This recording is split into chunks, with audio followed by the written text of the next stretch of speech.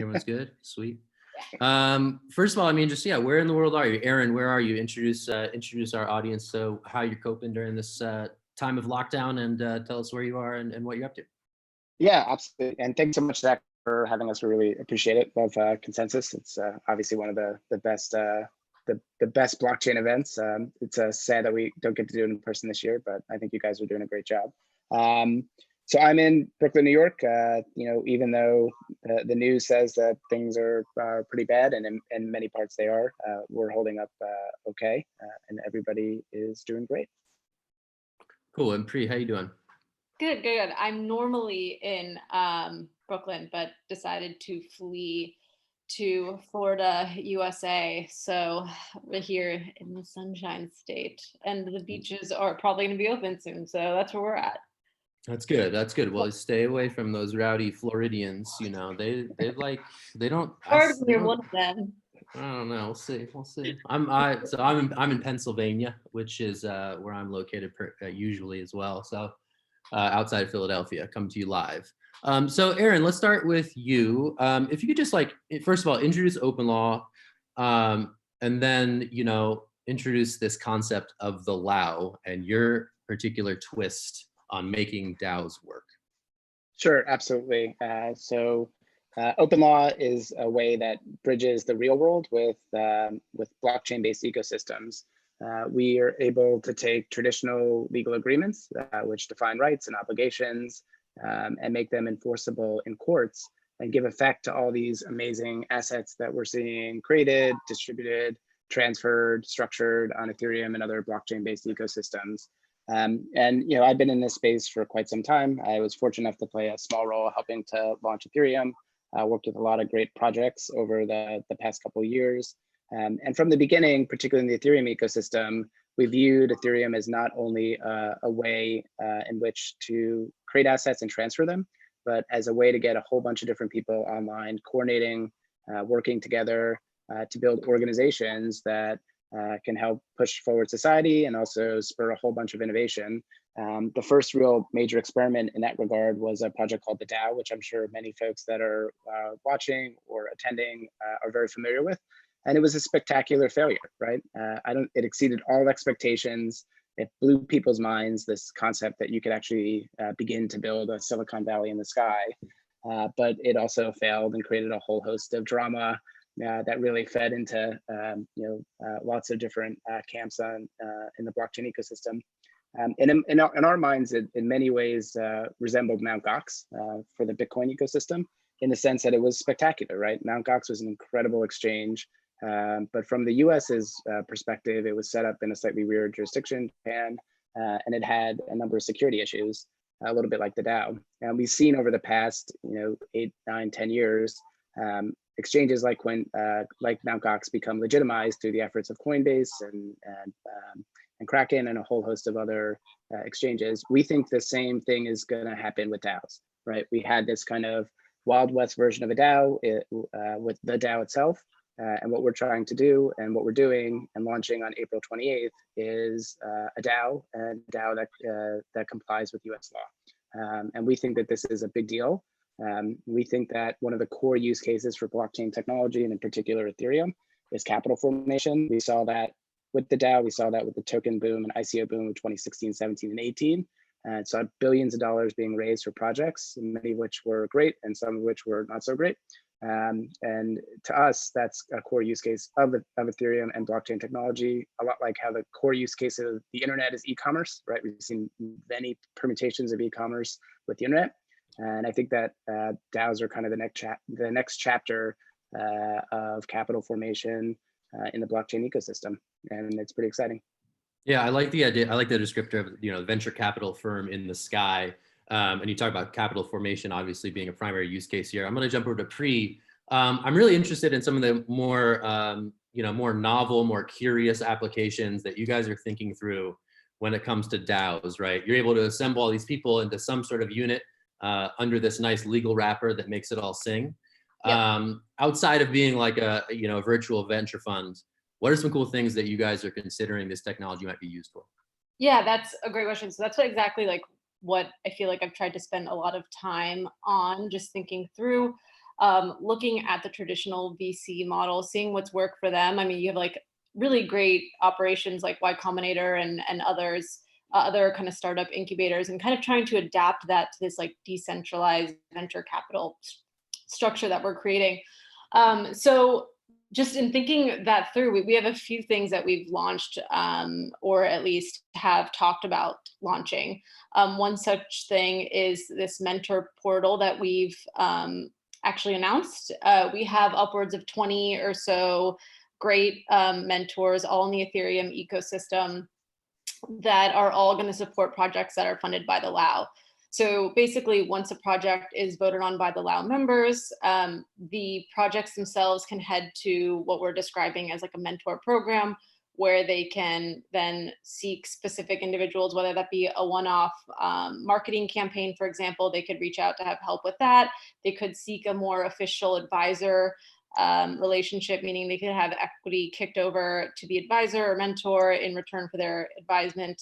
And then, or it could really just be pro bono mentorship from some of these LAO mentors. So we've announced that, and we're also thinking about incorporating this idea of personal tokens as well. So having like a private Uniswap exchange for mentors to allocate their time through tokens is another idea we're thinking there, just to kind of have an ecosystem supporting some of the projects. And in addition to that, today we launched something called LAO Scout, where the general crypto Twitter ecosystem can nominate projects that they think deserve funding or that they see a lot of promise and potential with. So by just, I think it's at the LAO Scout bot, let's get started. You'll get an automatic Twitter DM where you can nominate the projects. And there's a whole leaderboard showing which projects are ranked the highest. So there's some nice, so in a way you're like crowdsourcing deal flow in a really decentralized network way. So there's a few support systems that we're definitely using outside of just the straight up financing of these projects. And I actually was just talking to Aaron this week about possibly including like a little bit of a blog. I'm sure you caught the Mark Andreessen post, like the Let's Build post. I forgot what the actual title is, but I thought it'd be kind of interesting to have like founder stories on there. So we're thinking about possibly incorporating like also incorporating a media element to it too. So there's a lot of great ideas that we have, and I think kind of recreating the current model, but also trying to find novel ways that fit into our decentralized structure. Yeah, I mean, That's the concept, the concept's building a network, right? We've seen kind of networks eat away at media and really transform them. We see networks, transform the way people decide where they want to stay with places like Airbnb. And I do think the big hope and promise for Web3 and blockchain technology is just bootstrapping more networks. And the open network that needs to be opened up is Silicon Valley. It shouldn't matter where you live. If you want to receive funding for your project, you shouldn't have to be in the Bay Area, although that's a wonderful part of the globe. We miss a lot of great entrepreneurs, in terms of allocating them capital. And building out a network around that is, I think, really interesting and important, and a part of what I think the ethos of DAOs are. Thinking about other DAOs that can exist, it's going to be a lot of things that we've seen today. I think we're going to see DAOs that pull together capital for purposes of providing insurance or other basic market infrastructure. We're going to see DAOs that get pulled together to begin to support creative works in different ways. There's an incredible project called Pool Together that basically allocates out interest that's earned on digital assets to folks for a lottery. Well, why can't that be provided to a creative worker so that they can create an album, make some music, record a video, write an article? So I think that there's a lot in the media space and creative areas. And then I think we're just going to start to see, like we've seen with blockchain, just these emergent things that we couldn't predict, just because you're pushing together so many different people and not just arming them with connections, but arming them with actual dollars.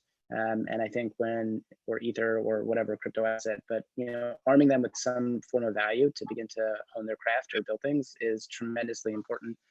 I think the last area that we're also focused in on is using DAOs not just to provide funding through like a venture-ish mechanism, but also for the projects themselves to begin to fund and raise capital.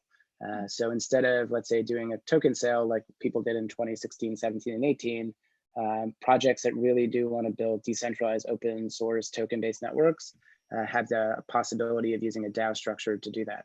So folks that want to support the project can pledge capital, they can pull it back anytime they want, and they can provide that capital to developers to build something that hopefully everybody can use and enjoy.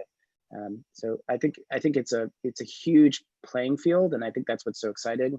I think that's why you see so many folks in the Ethereum ecosystem really enamored with DAOs, as they have been from the beginning, but increasingly enamored with it. And the tech's all there now, which is pretty incredible. Yeah, I want to stick with you, Aaron. I mean, obviously you have a strong legal background, and I think people clearly are like clamoring for vehicles to participate in investments of this nature, right? Oftentimes that hasn't lined up with existing regulatory frameworks and structures, specifically around accredited investors, non-accredited investors, various investor protections really that make sure people don't get hosed in the markets. How do you square that stuff with what you're building with the LAO? Who is this open to at launch next week? And like, what's the, as we talk about this sort of democratized vision for how people participate in both assembling funds and deploying them, like, how do you get to that everyone can play ball here, and hopefully do so in a safe and responsible way? Like what are some of the regulatory and legal frameworks that you guys are thinking through to make sure this works? Yeah, so to the question, the LAO itself, at least initially, is only going to be open to accredited investors. We think that the interests in the LAO itself are not securities, and thus should be able to be bought, purchased, traded, and sold by anyone. But I don't think the regulators are there yet. So in the abundance of caution, at least if you're in the US, it's limited to accredited investors. For folks that are not in the US, there'll be a Reg S offering, which means that you don't necessarily need to be an accredited investor, but you need to provide basic information like you would for an exchange, so we can know and get a sense of who you are. But this is the beginning, right? This is why we like the Coinbase analogy. Coinbase started with Bitcoin. It started with Bitcoin. It dotted I's and crossed T's so that people could buy, sell, and trade Bitcoin. And today, there's a number of assets that everybody in the US, and frankly, I think in large part because of Coinbase's efforts, people around the globe, can trade. We think it's the same thing for organizations. Our vision is really this vision of global permissionless organizations that have not just 100 or a couple hundred people working together, but thousands, if not tens of thousands. And I think it's going to take a couple steps to get there. But we need to take that first step, right? We need to jump off the ledge a little bit. We need to start experimenting with this technology, make sure it works, make sure it drives value, and then we can block and tackle our way to this broader vision. And I think that's the responsible thing to do. I think that hits the right tone given the regulatory climate today. And I think it's critically important, particularly in this age when venture capital is going to probably pull back, to continue to support the tremendous entrepreneurs that we have in the Ethereum and blockchain-based ecosystems. And that's also a goal. We think DAOs are useful not just for Ethereum, but we have dreams of setting up Bitcoin DAOs. We have dreams of setting up, Chainlink DAOs, and really for any protocol or project in the Ethereum ecosystem that can be supported, we think a DAO should be a part of that. Got it. And with going back to pre, so like with this product, like the LAO Scout that you guys launched, is that a way for anyone to sort of get involved in sort of finding interesting opportunities in the space? I mean, I don't have to have a shit ton of money to like play around in the LAO Scout, right? Like that's how I get involved in democratizing the distribution of capital. Is that the idea? Right. And kind of what Aaron mentioned earlier. So obviously the LAO itself is limited to, at this point, accredited investors, which, as he mentioned, it's like the safe route at this point in time, and we want to be very careful about how we do things. But this I think LAO Scout specifically is a way for really anyone to get involved. So a lot of venture capitals have tremendous networks. They have founders from various projects they invest in, their own network in different cities. However, a lot of folks in the crypto ecosystem, they might not have a ton of followers, or they might just be really dedicated and really online all the time on Reddit and others, and really can spot really amazing projects early. And that's really what this is for. I think all of us can agree, more or less, if you're on crypto Twitter, as as much as I am. Maybe you too, Zach. I know we're both on it quite a bit. Extremely logged on for the most part, very unfortunately. Especially in this era of quarantine. I'm basically always on Twitter, so I kind of get an inkling of what projects are going to be successful early on. A lot of people will start, at least in our open law Slack, we'll start talking about projects really early, oftentimes before others have talked about it more broadly on crypto Twitter. So this really is an opportunity for people to nominate those projects, put them on the leaderboard, and really draw the members of the LAO's attention to it. And not only that, it also kind of incentivizes some of these projects to apply for funding. So it's kind of a win-win. If you're an early project, you can get funded pretty quickly. And as Aaron mentioned as well, this is a pretty tough climate. A lot of people are pulling, a lot of traditional VC are pulling back, especially in crypto and blockchain at the time, in this time. So it's really an opportunity to get your name out there and get the members' attention. So it really can be anyone. So anyone with a Twitter account can participate in this. And same goes for the mentor portal. If you're interested in becoming a mentor or feel like you have some sort of skill set that you can provide some of these projects, we're happy to include you. So this is really for non-accredited or accredited folks, really anyone. Yeah, I mean, for folks who are watching, like, what's the best way, and folks who probably have certain skills, what's the best way to get in touch should they want to be involved in the mentor portal or other things that you guys are doing? I would join our Telegram, which you can through the lao.io, and then find one of us and just DM us on Telegram. But yeah, that Telegram link should be on our website. So all right, sounds good. And we'll get you involved. Cool. So that's interesting. So you guys are sort of on the front lines of seeing a lot of emerging projects in the decentralized ecosystem. Aaron, specifically, like, any cool ones that have come to mind, like cool stuff that's coming across your radar that, again, is some of those early indicators of cool things that are happening on these networks and that may one day be funded by a project like the LAO? Yeah, I mean, I think that there's a number of great projects that we're seeing and are beginning to apply. I think we've had like 20 or so that have already applied for funding. We imagine that's probably will be 30 or so by the time of launch. I mean, the things that I'm the most interested in, at least right now, is still some core infrastructure. So I love privacy preserving technology, stuff like Tornado Cash, things that I think may be difficult for traditional venture capitalists to fund for a variety of reasons, but are critically important to preserve financial freedom and also to accelerate the adoption of blockchain technology. So that's one in particular that I just think is absolutely spectacular. But I think, to Preet's point before about personal tokens, we're seeing a lot of innovation there. Lots of projects, lots of folks are thinking about how to tokenize not just companies or open source networks, but actual individuals. So I wouldn't be surprised if we see some investments or some opportunities there. And then obviously we've seen a tremendous amount of interest in NFTs continue, right? So as ETH 2.0 looks a little bit more ready, and as we're beginning to see lots of interesting applications in the gaming ecosystem, I think we'll continue to see some interesting projects there.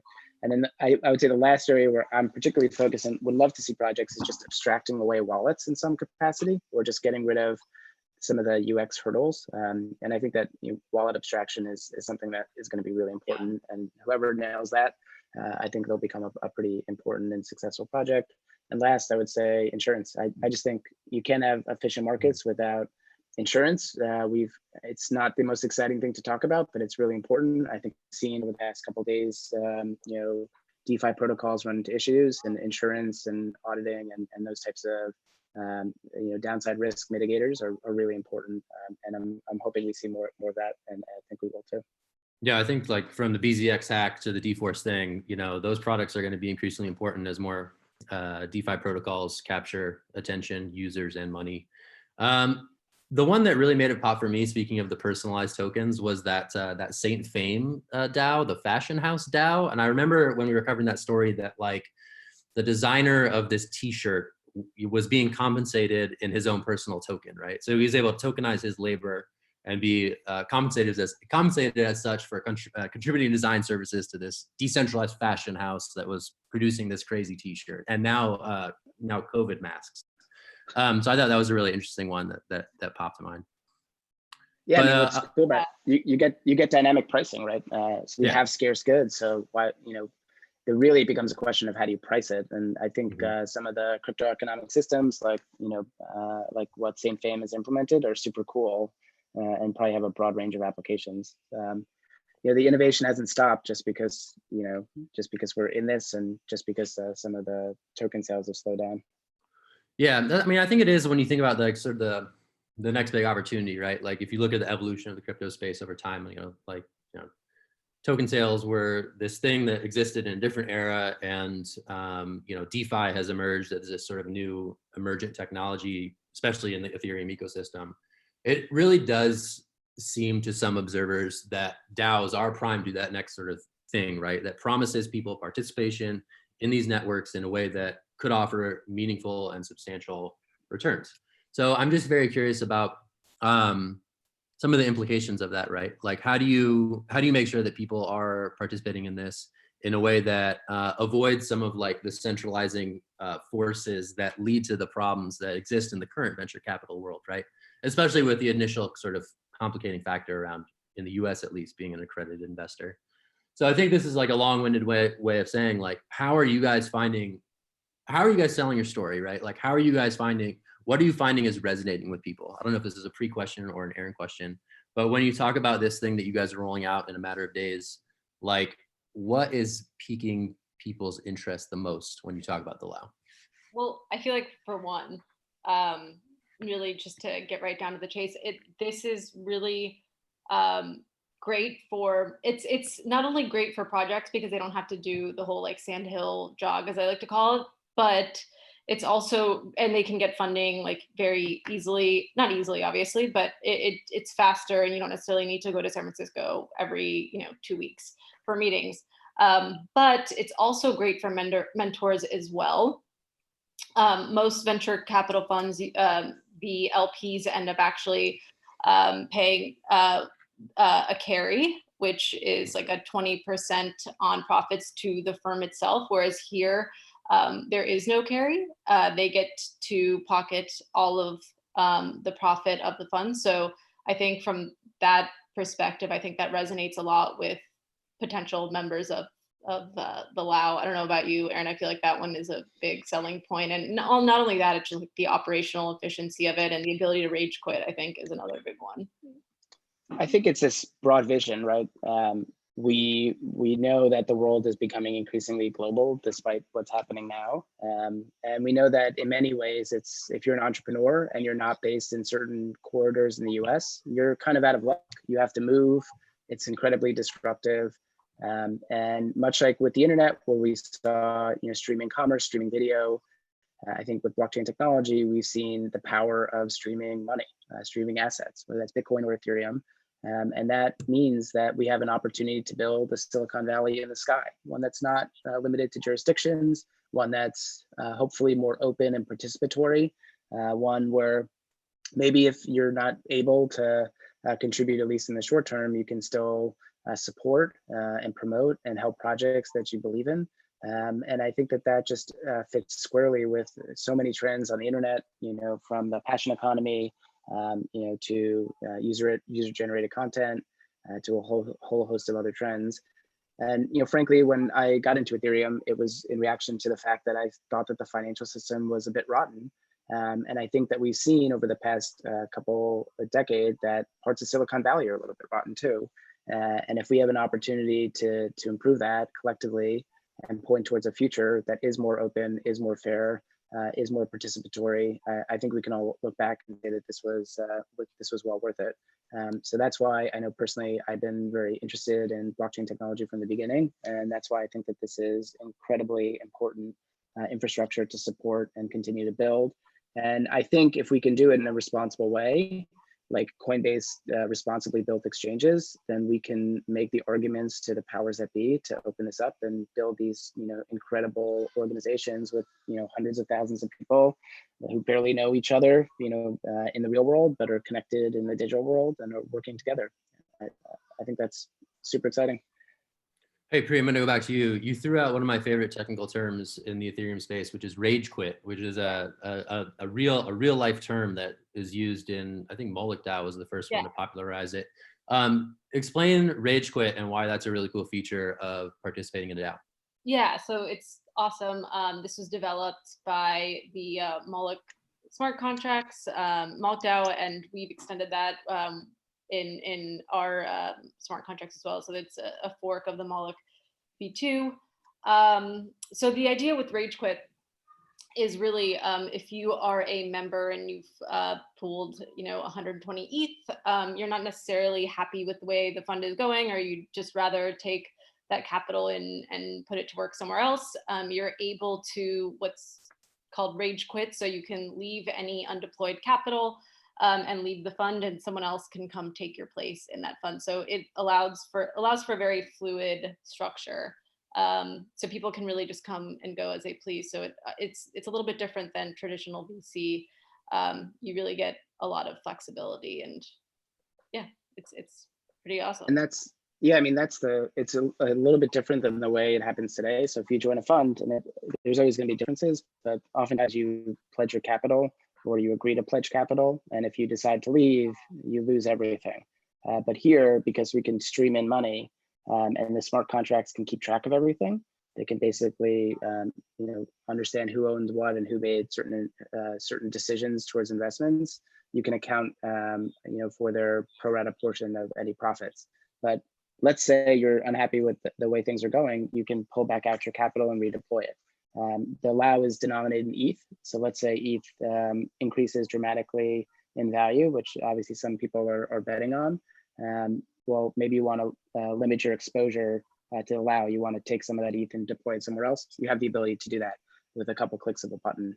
And I think this is what is exciting, right? You have this hyper efficient funding mechanism that blockchains can provide, streaming in money, pulling money back out, and deploying it to folks that may need it. And that's just not feasible today. So this is why we think at their core, blockchain technology will present, a 10x, if not more, improvement over the way organizations are managed. And using the tools like we developed at OpenLaw, we can automate a lot of the legal documents on the back end, so it's all papered up appropriately, or as best as we can do it. And that's just great. That means that projects can apply, a member of the LAO can nominate them, and funding can be delivered within days. I mean, that's incredibly fast. And it's, venture capital funds are just not that agile. And frankly, venture capital funds have largely missed a lot of the innovation in the blockchain ecosystem. Bitcoin wasn't backed by traditional VC, Ethereum, it wasn't backed by traditional VC, and a lot of other great projects. So we think we have a real opportunity here to continue that.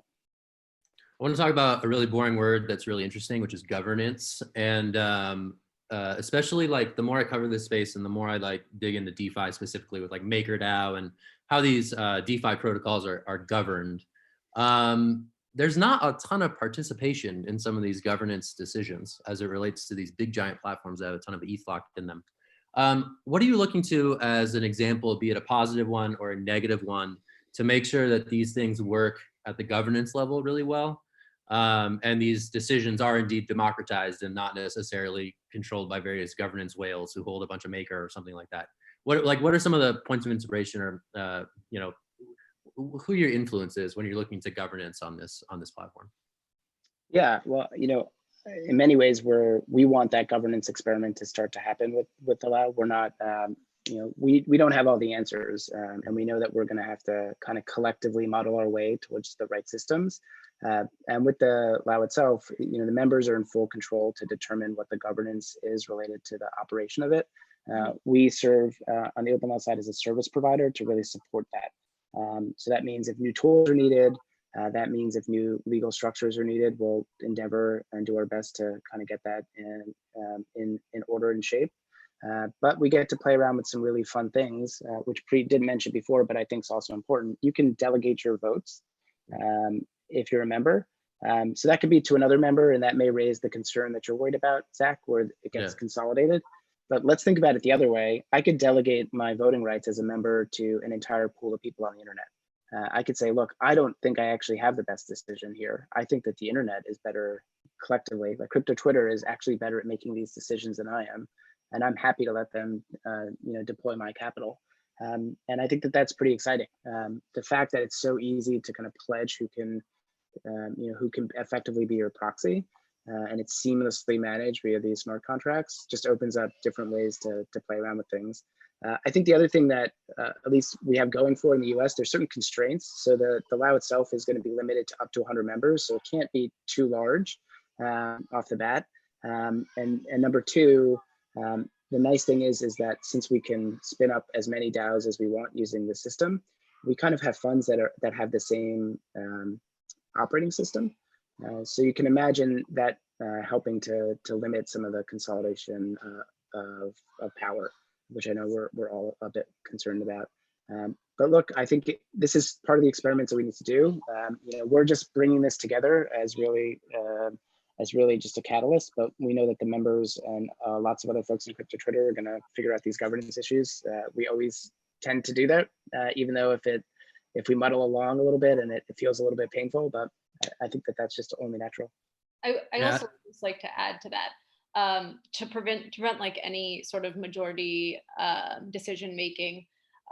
We've actually like limited the amount of units a certain member can actually purchase in the LAO. So you can only purchase up to 9 units. So to prevent. 9%, and that's in part due to a legal requirement, but also we think it's kind of the right decision. Right. It shouldn't. We call it like the whale attack. You shouldn't have like one person that just controls it all. And I do think the other interesting thing about rage quitting is if you're not happy, you can pull your capital out. And what I imagine will happen over time as this ecosystem matures is DAOs will fold, right? It will be just as easy to set one up as it will be to kind of collapse one. And that a lot like with forking, right? People have the right to move with their feet. And I think that that's a pretty powerful lever to stop powerful groups from taking too much control. Yeah, no, I mean, all these questions of governance are super interesting. And I'm glad you guys are thinking through them. It's fun to game out all this stuff for sure. And also, I was immediately terrified at the prospect of maybe allocating my capital to crypto Twitter to decide things. But now that I think about it, crypto Twitter is usually ahead of the curve. So that might be pretty, I don't mind. Yeah, like the LAO style hive mind, I would actually probably do that. Yeah. You're like, I'm all in on like Link Marine Twitter. I'm gonna let them figure it out for me. They got it right once. We're gonna do it again, To the Link Marines. I mean, they're good at making memes, so I mean, if they're that good at meme making, then yeah, no, it is interesting. They're not perfect, but they're. I think directionally, I think you're right, Zach. Like people get it right? Like the masses kind of, for the most part, there's a swirl around them. So. Yeah, no, it's interesting to think about. So, hey, when you talk about the 100 members initially, at least, what's the threshold for involvement? If I'm a big money crypto investor and I want to get it in, like, how much do I have to pony up to be one of the 100 launch members of the LAO? Yeah, so it's the minimum contribution is 120 Ether. It's all denominated in ETH, and the maximum is a little over 1,000 Ether. Our sense is that'll be about 20 to 50 people. We've talked to lots of different folks, including lots of folks that have been around the Ethereum ecosystem from the beginning. So we're anticipating that there will be members. So it will be a great group of people that love this technology, that have been deep in it for years, that kind of know the trends where things are going. And I think on top of that, it's going to be a great experiment. It's really taking that first jump, off the ledge again with DAOs, shaking off our hangover from the DAO itself, and kind of plowing forward to build out this ecosystem. I think one of my reporters they quoted someone who coined the phrase PTS DAO.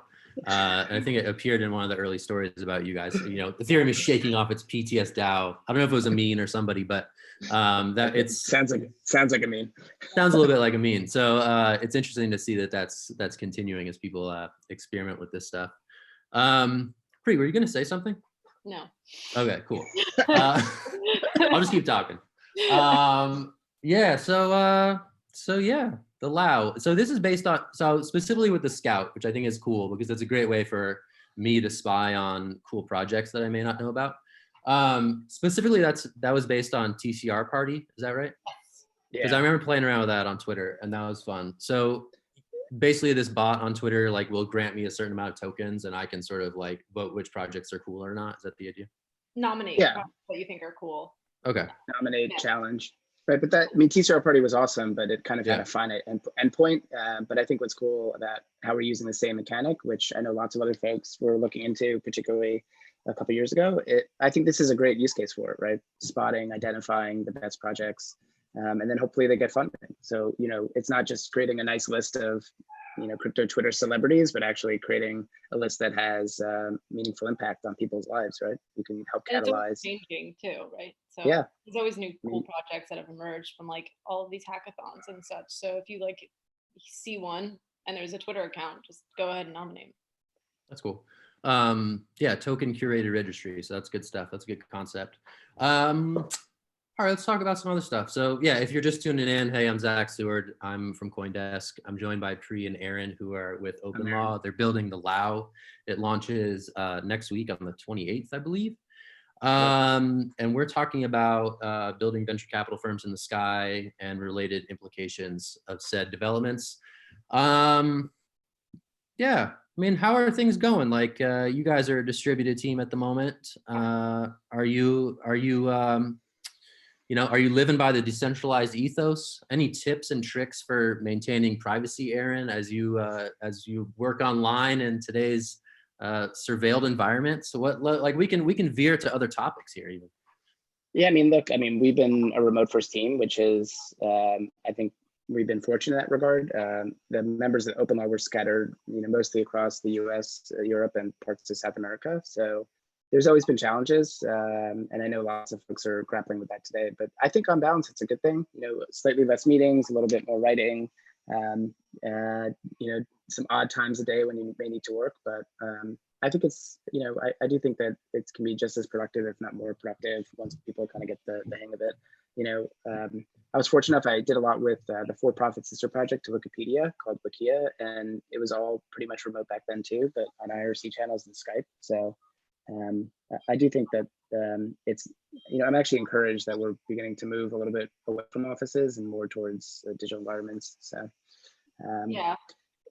But preserving privacy in those environments, that's a whole separate live podcast. That's a big one. We can do that's opening up a whole can of worms. So. We're doing a lot of privacy coverage these days, looking at, you know, all sorts of stuff. But yeah, Pri, what were you saying?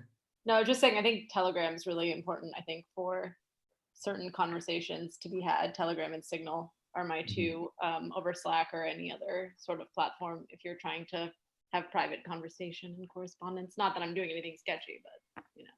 Yeah, she's not doing anything sketchy, boss. Don't worry about it. Sure. I want to go back to the thing about content creators and maybe thinking about LAOs and DAOs as a way to fund content creation and put evil media corporations like us out of business. Would this one day sort of be like a Reddit, but with like finance attached to it? I mean, that's something I think we're seeing on a number of blockchains. You know, there's like seemingly every blockchain has like some paywall experiment that's going on. And my colleague Lee recently did a nice big piece about that. I think it was you, Aaron, who were mentioning sort of the content creator angle to how this could play out down the line. Say more about that. Well, I think that this is the vision, right? The vision is if there's a group of people online, let's say it is Reddit, you know, why can't they band together and, you know, not just talk about, let's say, politics, which lots of folks do on Twitter, or memes? They can actually band that together, pull a little bit of capital and work together to build something even bigger and better. That we're kind of caught in this moment where we build these groups of, you know, tens of thousands, hundreds of thousands of people, and then there's nothing more to do, right? And I think the next logical step is to get some money and begin to try to make a even bigger difference.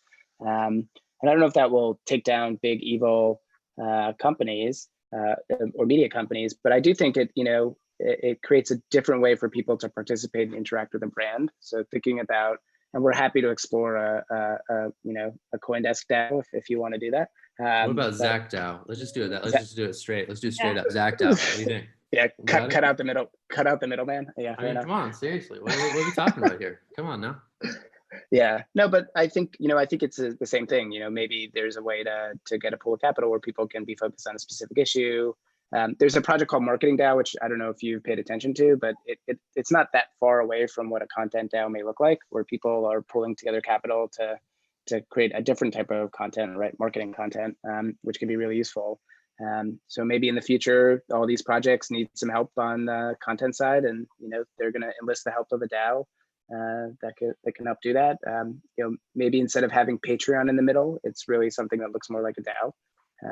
Or some of these other passion economy type projects, like why actually have that middleman taking 20 to 40% if we kind of know the mechanic works? Like, why not just cut that person out and have this protocol of people that are supporting it? So but I think that it's a headline. Again, in many ways, I feel like the cost of putting together these organizations is dramatically dropping. And whenever we see that, like we saw this with media, we see bigger organizations, smaller organizations, right? We see different platforms that aggregate that. I think the same thing is going to happen here. Now that we're able to bring people together, have them vote democratically, I think we're just going to start to see a whole bunch of weird things. Like Saint Fame is going to, be probably a footnote in a much broader and bigger story. Yeah, and I just kind of want to take a step back, kind of what you were saying about Reddit and this like traditional social media that we've seen in other media organizations. Like I really like this idea, and we've seen Reddit recently explore blockchain, but I think what the internet currently, Web 2, whatever you want to call it, has done well today is really congregating groups of people together around a certain subject or a certain interest. So like Reddit has subreddits, and there's even now Twitter channels and the like. So I think if you could append on financial transactions to these groups, you're looking at like something totally different and a way for these people to actually interact with each other beyond just talking about a certain subject. So I know, like, for example, the COVID-19 subreddit just completely ballooned, obviously, over the past few months, few weeks. You can imagine someone there in that subreddit like spinning up a DAO, and all of those that are in the subreddit who want to participate can participate in like raising funds to donate to some sort of coronavirus related issues.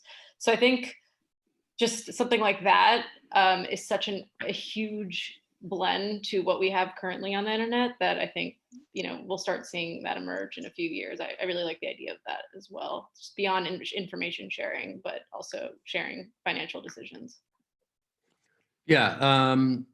Speaking of information on the internet, I was pointed to the chat feature of Zoom. Shout out to everyone who's joined us in chat. There's 24 of us here in the Zoom.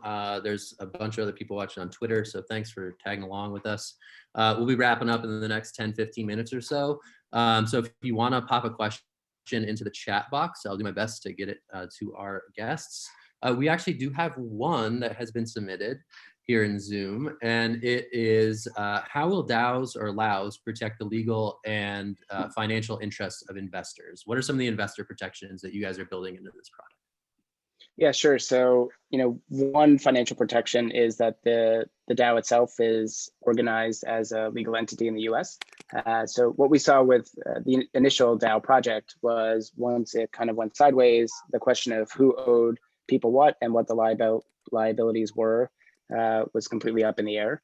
And it led to the SEC weighing in, and they issued a special report.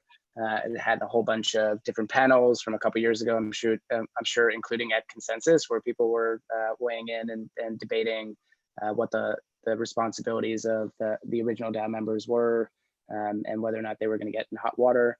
Here, we're able to limit the liability of members to the extent provided by law, because there's legal backing behind it, just like other organizations. And I think that's really important. That means if you join the LAO as a member, there's less of a risk that you're putting your other assets at stake, and that means more professional folks can get involved. And secondarily, we've put together a complex set of organizational documents that manage other legal risks that are pretty common and things that lawyers, and particularly fund lawyers, have dealt with for a number of years. On the financial side, the key protection is what Pri and Zach and I have been talking about over the past couple minutes, which is rage quitting. It's a huge protection of your money. You're not obligated, if you participate in the LAO or any DAO that's using Moloch smart contracts, to deploy your capital unless you agree to it. You have the right to basically pull out your capital, any funds that you've contributed, after an investment decision is made. So if you're unhappy with the direction, if you're unhappy that they're funding XYZ project, if you think that these folks are a whole bunch of jokers, that's completely fine. You can pull your capital out, and you pretty much just lose some gas costs, which are nominal, right? A couple dollars. So that's a pretty strong financial protection, and one that really, even today in traditional investment vehicles, folks don't have. So I think that's pretty cool. Nice. I think this may have been covered, but I definitely want to get this second question from another viewer in. What are the security measures you're taking to ensure compliance with regulatory entities? I think you touched on it a little bit, but I just wanted to make sure that one was tossed your way as well. Yeah, so on the security side, we took the Moloch V1 smart contracts, which were running a project called Moloch DAO, which had a little over $1 million+ collected into its common account, what developers call a guild bank.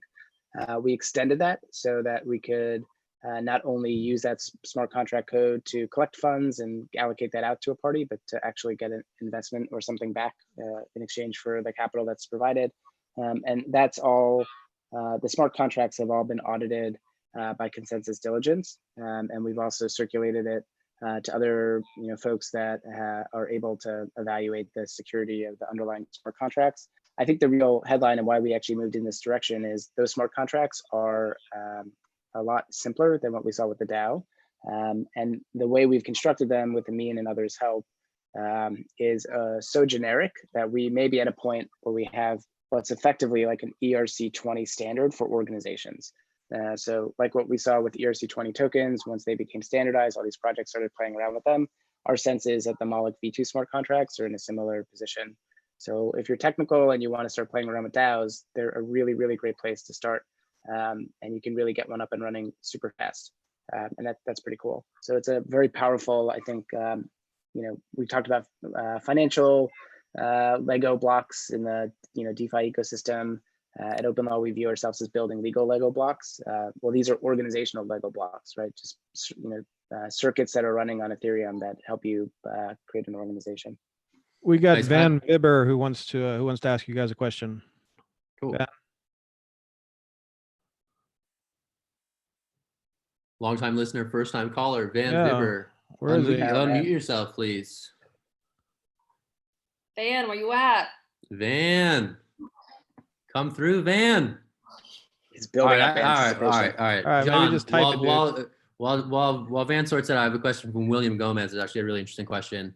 Can you take the allow functionality and implement it in existing DAO structures? For example, Decentraland has a fund of 220 million mana. Perhaps using the allow structure, the fund can be invested in projects that can potentially grow the initial fund via profits, or I guess could be invested in other sort of infrastructural assets for that decentralized VR platform. Is there a way to sort of port the allow stuff onto existing DAOs? Yeah, or to take, let's say, an existing grant program and turn it into a DAO. And we think that that's really, really important. So what we were talking about before in kind of our roadmap and our vision of where we see things are going to go, we see Bitcoin DAOs, we see Chainlink DAOs, we see, I guess, Decentraland DAOs. I think anywhere in the Ethereum ecosystem today where we see some sort of grant program that's built on top of a protocol or a really cool project, we think that those are fantastic, but it's much, much more powerful to have a mechanism that can make investments for profit. We just know that there's not many better levers that humans have created in order to incentivize innovation. So we think that that's critically important. William, if you know anybody at Decentraland that wants to talk about that, please hit us up. We'd be happy to do that. We've actually been talking to a lot of projects about that, and hopefully can make some interesting announcements with that regard shortly. I guess that's the key distinction that I've failed to articulate here is that, instead of just being Ethereum Foundation DAO, this is a for-profit mechanism that guarantees returns for US accredited investors and investors all around the world. So that's probably the really interesting thing that should probably be stressed, rather than just, a bunch of people with lots of Ethereum, making grants to people who are going to build up things that would potentially be funded elsewhere. This is a for-profit. The innovation here is this is a for-profit venture. So anyway, that's cool. Sweet. So, it looks like William responded, and it looks like he's going to be in touch with you guys soon. So fantastic. Wow, we make dreams come true here on CoinDesk Live. Well done, everyone. Cool. Hey, John, did we sort out Van, or are we good? Van, he's back. One more time. One more time, Van Vibber. All right. Sorry, Van. Okay, cool. So other questions. All right, yeah. So actually, yeah. So the scope of the things that you, well, I guess it's all perspective, right? Because you don't know who the members of this LAO are yet. But the scope of the things that you aim to fund, is it just going to be Ethereum stuff, or is it going to be all sorts of crazy things that are not even blockchain related and could have any number of applications? I'll toss that to Pri. What's sort of the thinking about the scope of this project, at least initially? Yeah, so we've kind of tried to keep it pretty open at this point. We really want, as kind of we've iterated here, we really want to make sure that the members have an opportunity to really set their investment thesis to the extent they want, but we have kept it broad enough to have some level of focus. So this LAO, our first LAO here, is going to invest in projects in the Ethereum ecosystem. As Aaron mentioned, we could do this for Chainlink and Bitcoin and other protocols as well. So yeah, that's kind of, it's going to be very open-ended for now, but who knows? I mean, again, like the members themselves may decide to narrow it by having only DeFi Ethereum projects, for example. So we, again, really want to keep it open. They may not even invest in projects. Maybe they find some other way to generate a profit, providing liquidity on Uniswap or a whole host of other things. Super wide open. I think that's important. I think we learned with like Twitter and a whole bunch of other platforms, just not doing too much thinking off the bat. Just enough is kind of the right tone, and that's the balance we're trying to make. We're trying to try and implement. We're going to start wrapping up in about 5 minutes, but I have a really cool question from Isaac M. I'll read it to you for everyone's viewing enjoyment. What does the onboarding process look like for outside blockchain ecosystems that don't have this legal framework to protect their DAO funding mechanisms, but want to use yours? Does the LAO take over management of these outside funding pools, or does it work to improve the governing models for the already existing DAO, needing the protections and self-sufficiencies the LAO provides? So I take it these are DAOs that are organized on other blockchains outside of Ethereum, if I'm reading between the lines there. But I will toss that to you, Aaron and Pri, and see what you think. Yeah, I mean, I think it's maybe too soon to tell, but our framework, including the legal documents, that's all going to be opened up after the launch.